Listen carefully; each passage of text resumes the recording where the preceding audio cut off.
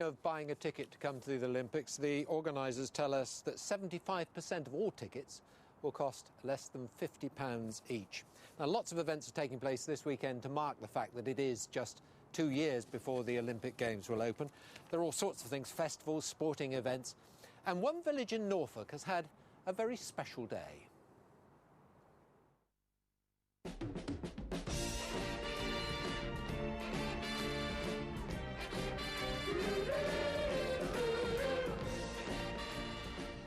This is the village of Hethersett, not far from Norwich, and it's got a dose of Olympic fever. Today, the village got a visit from Sir Keith Mills, Seb Coe's #2, a very big cheese in a pretty small place. Hethersett is putting on loads of events this weekend, sporting and cultural, and Sir Keith wanted to see what was going on. So, a whistle-stop tour of the village and to the junior school, where the kids were having their own mini-Olympics.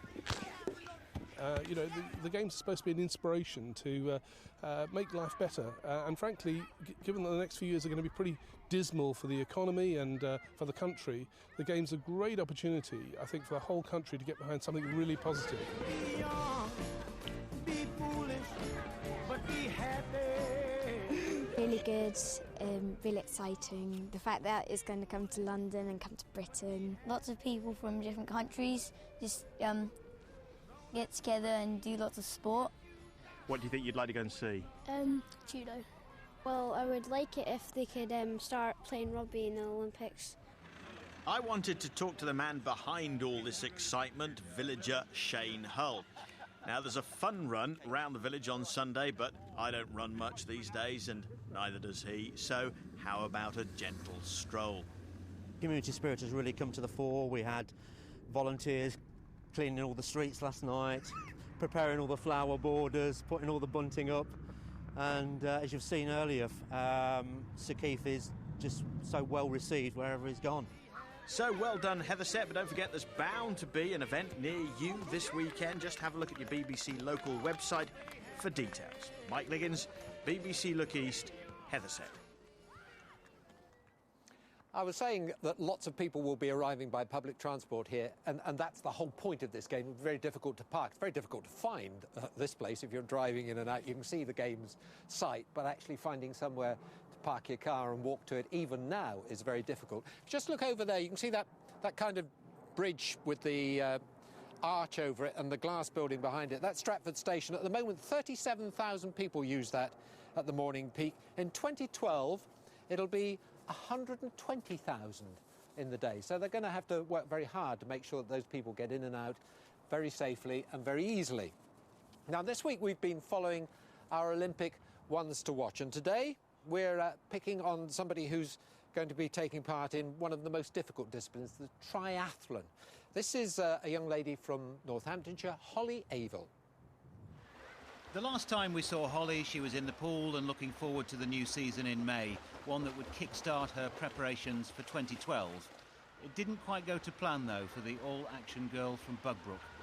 After the first race, she fell ill with gastroenteritis and ended up in hospital. It put her back at least 5 weeks. Since then, though, she's back to fitness. She came 4th in the French Grand Prix and 10th in the European Championships. I had a setback with my training after the race in Seoul, so I wish I was a few more steps along the fitness ladder, but hopefully that'll come back. But yeah, touch wood, no injuries, and that's the main thing, and just need to carry on training hard and getting fitter again. Life isn't just about training and competing for elite athletes like Hollie. She has to look the look and talk the talk as well. There are meetings to attend and speeches to make, keeping the customers satisfied. Top athletes need sponsors, and sponsors need payback. It's quite a funny feeling when you jump off the bike and your legs are like jelly, so... Hollie and her fellow triathlete Will Clark from Cambridge recently had to do a presentation to the employees of one of their sponsors. The public relations company Lansons are hoping Hollie will inspire their staff to get fit ahead of the Games. I always say triathlon is not just swim, bike, run, especially when you're at elite level. All different things come into play, and yeah, but I love those different things too. It's why we do it, as well as the training, and it's fantastic, the peaks and perks of the sport too. Hollie may or may not be an inspiration to those office workers, but she's certainly an inspiration to her family. Her father has just taken up the triathlon too. Shaun Peel, BBC Look East. Rather him than me. The triathlon actually is going to be in Hyde Park, which is just 4 or 5 miles in that direction from us, and they've got a big event there this weekend over the Olympic course, so Hollie will be there. We were hoping that she might be able to make it here this evening, but she's got other things on her mind this evening. But we are delighted to say that we have 2 top athletes with us. Goldie Sayers, who we hope will be throwing the javelin in that stadium behind us in 2 years' time, and Danny Crates, 800 metres gold medal winner in the Paralympics in Athens 2004. Carried the flag in Beijing as well.